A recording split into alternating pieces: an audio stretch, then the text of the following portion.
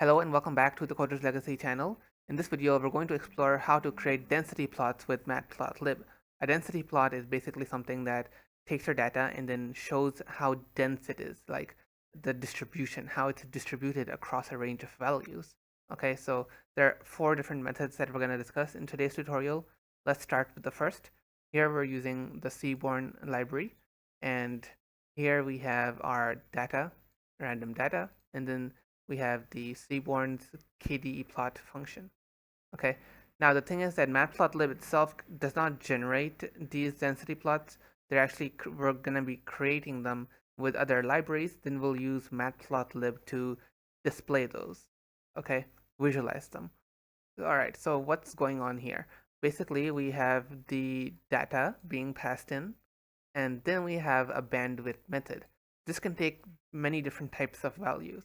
Its default value is Scott's function, and it uses this function basically to calculate the density.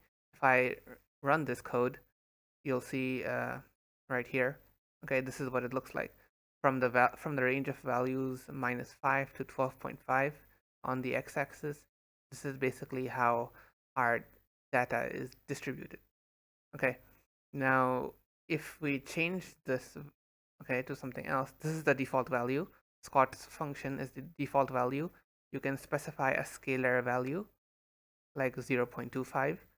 The higher you go, the more smoother it gets. Okay, so if I do like 0.5, it's gonna get smoother, and then this is kind of a value that you need to tweak based on your input data. So you might want to even make your own custom function. You can even pass in a custom function in here if you want to. I kind of forgot to explain how to read this thing. Basically, we can clearly see here that this is a peak, okay? And since we know that this is about density, we know that these numbers from roughly 0 to 2 and 3 as well, these are the ones that occur the most. And since the peak roughly corresponds to 2, I think 2 is going to be the most occurring value in here.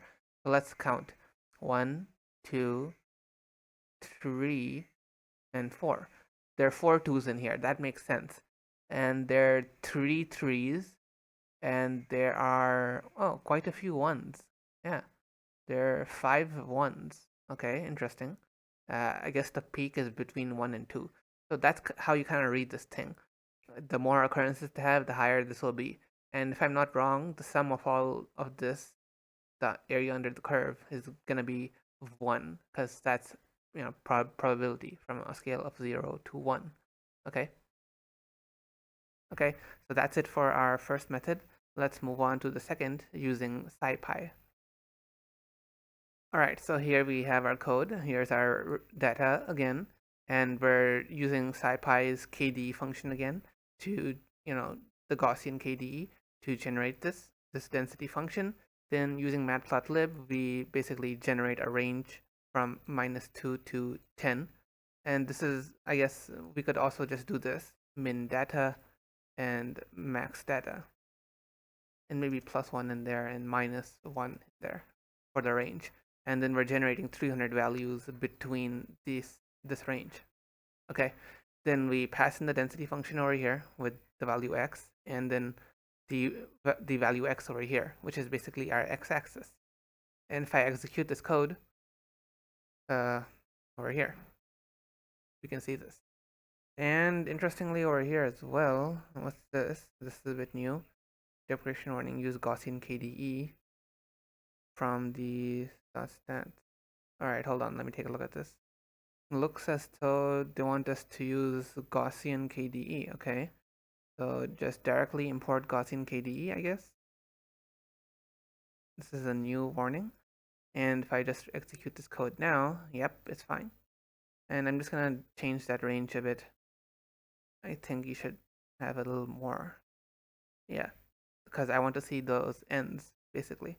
Alright, so this is how you can do it with SciPy if you want to. And the library that you use will depend on your application, obviously.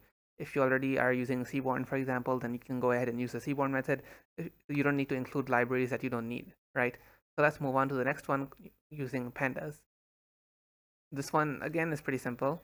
All we're doing is generating this data, creating a pandas series, which is like a pandas column kind of, using the plot function and specifying that it should be a density plot.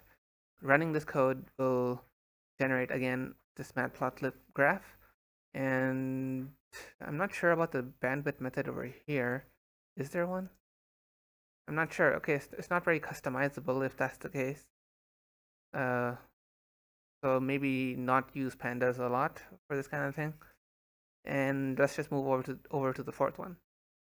Or actually, I take it back. I just paused the video for a second and double checked. Turns out it does. So if I do this, then here we go. Okay, we can change the bandwidth method. All right. And I wonder if it can also take in those values like Scott, like Seaborn does. Oh, and it does. All right, cool. All right, so let's move on to the last one, which is also from Seaborn. This is the fourth and last method, and it's rather interesting because we can both plot a histogram and a density plot.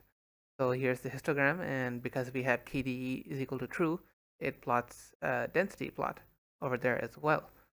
Okay, so that's pretty much covers what we wanted to discuss in this tutorial. Hope you guys enjoyed it. Hope you guys found a method that you would like to use. All right, see you guys in the next video.